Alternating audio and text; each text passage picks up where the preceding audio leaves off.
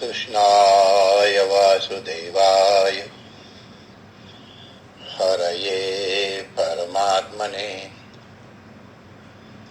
प्रणतक्लेशनाशाय श्रीगोविन्दाय नमो नमः।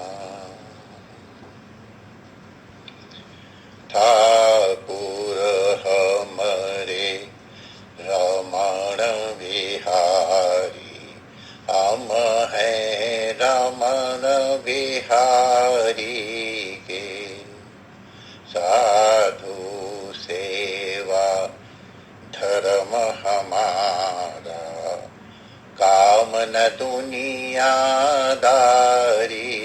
से। कोई भला कहो चाहे बुरा कहो, हम हो चुके रमण बिहारी के। हम हो गए यमुना मैया के, हम हो गए सद्गुरु प्यारे के। हम हो चुके रमण बिहारी के। श्री रमण बिहारी लाल की जय। श्री यमुना महारानी की जय।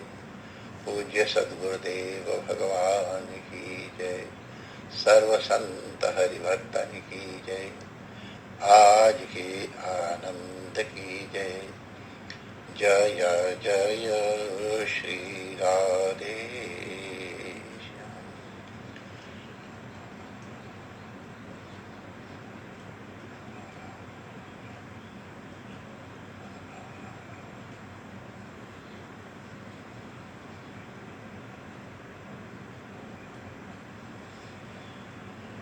नारायण नारायण नारायण नारायण। श्रावणी पर्व आ रहा है।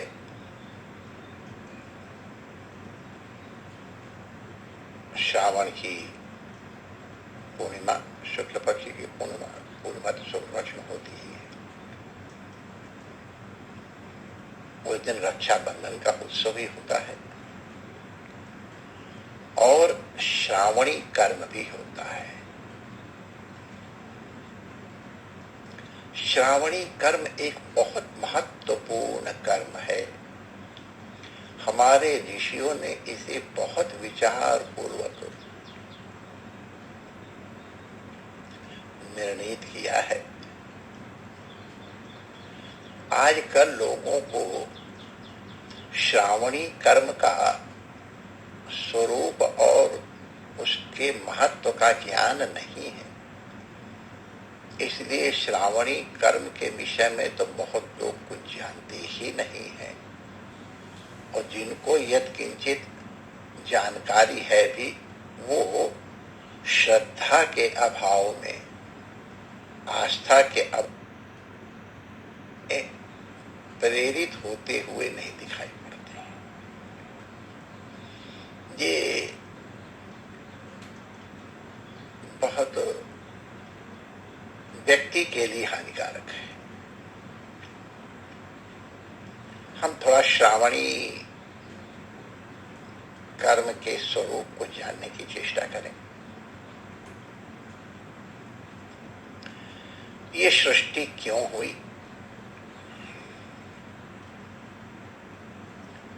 इस सृष्टि के प्रकट होने का कारण क्या है? प्रलय हो गया, महाप्रलय हो गया, फिर ये सृष्टि क्यों होती है? तो शास्त्रों में इसकी बहुत सी विधाएं दी गई हैं, लेकिन वो सब समझाने की दृष्टि से है। वो अचिंत्य विषय है, उसको शब्दातीत होकर के ही समझा जा सकता है। तो सृष्टि के आदि में निर्गुण निराकार परमात्मा के मन में आया, एको हम बहुश्यामी प्रजाए।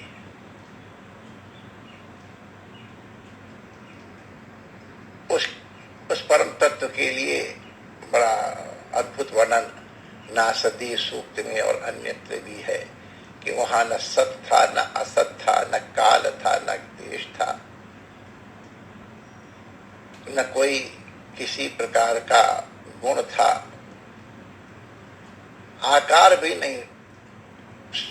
सूक्ष्मतम जो कल्पना की जाती उससे भी अत्यंत सूक्ष्म वो तत्व है।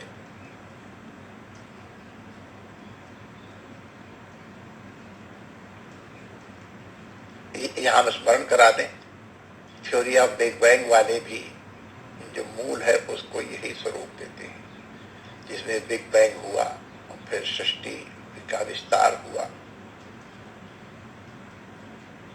क्रमशः, तो उससे बहुत कुछ मिलता जुलता है ये अपना भाव। तो एको हम बहुश्याम प्रजाए, मैं अकेला हूं और बहुत हो जाऊं। स एकाकी न रमते, ये इत्यादि वाक्य आते हैं, ये हमको समझाने की दृष्टि से है। वरना अगर कोई पूछे कि उसको क्या कमी थी, जब वो नित्यानंद है, परमानंद है, तो उसमें अपने में क्या न्यूनता दिखाई पड़ी जिसके कारण एक बहुश्यामी करता है या एकाकी रमण नहीं करता है। तो द्वितीयाद में भयम होती, फिर क्यों द्वितीय की इच्छा कर रहा है। तो ये अचिंत्या खल ये भावानातांस्तर क्षीण हो जाए, तो सृष्टि हुई, ये प्रत्यक्ष है। इसका आदि कब हुआ है कोई नहीं बता सकता है, कहीं वर्णन नहीं है। अंत तो होगा कि आदि कब हुआ, सर्वथा आदि सृष्टि। एक खंड प्रलय होती है, एक महाप्रलय होती है, लेकिन महाप्रलय भी न जाने कितनी चली आ रही है, न जाने कितने ब्रह्मा गुजर चुके हैं। तो वो कहने का आशय ये कि सृष्टि दृश्य है, अनुभूति गम्य है, इसलिए वो सृष्टि हुई, ये मान लिया गया। ये सृष्टि के भवन का या होने का केवल एकमात्र कारण है परमात्मा की इच्छा कि जीव का कल्याण हो, वो अपने स्वरूप को प्राप्त कर सके। जीव का वास्तविक स्वरूप सच्चिदानंद है। वो जब अविद्या से ग्रस्त हो जाता है तब जीव हो जाता है, और जब माया से उपहित हो जाता है तब वो ईश्वर होता है। तो निर्गुण निराकार उस परमात्मा में जब इच्छा हुई एको हम बहुश्याम, तो वो निर्गुण से सगुण हो गया।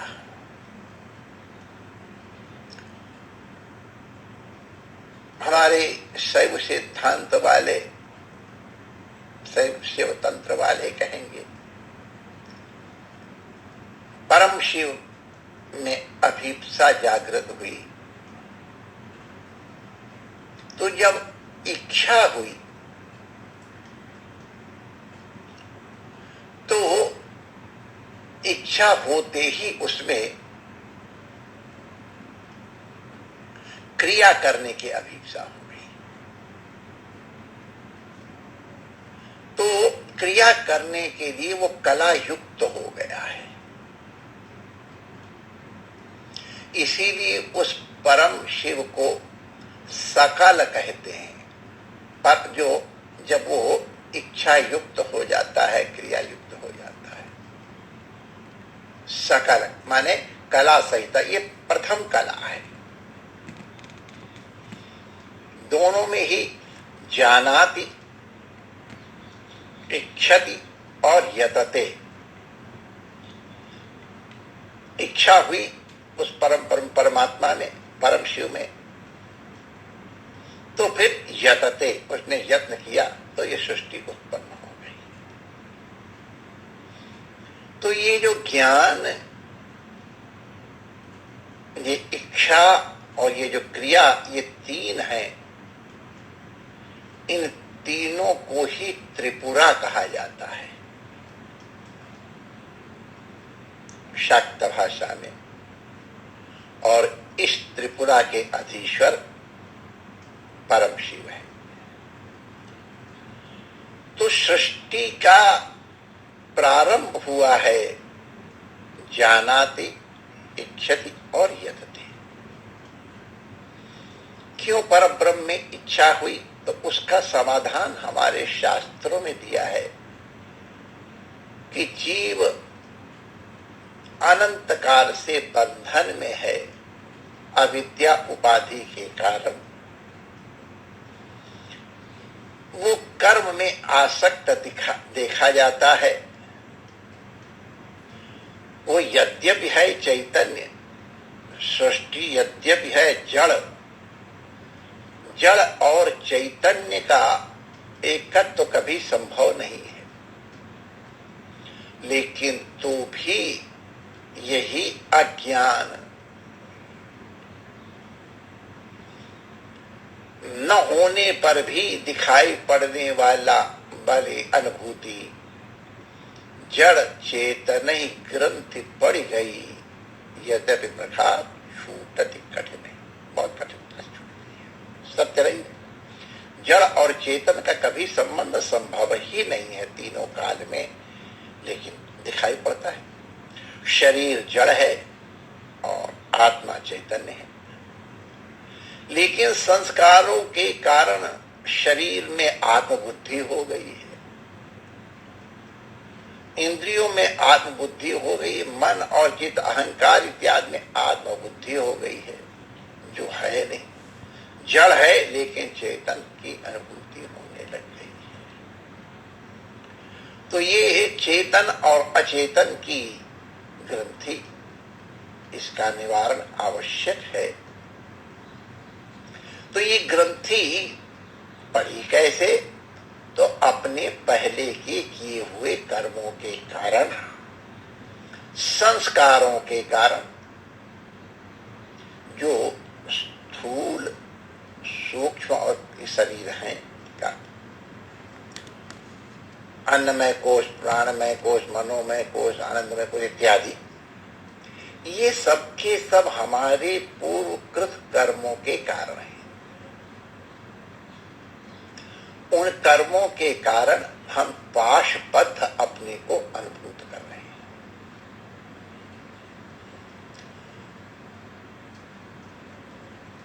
शैव सिद्धांत में एक आणव मल होता है, जिससे परम शिव अपने को अणु समझने लग गया, लघु पर समझने लग गया है, और कार्म मल से अपने को पशु बना बैठा है।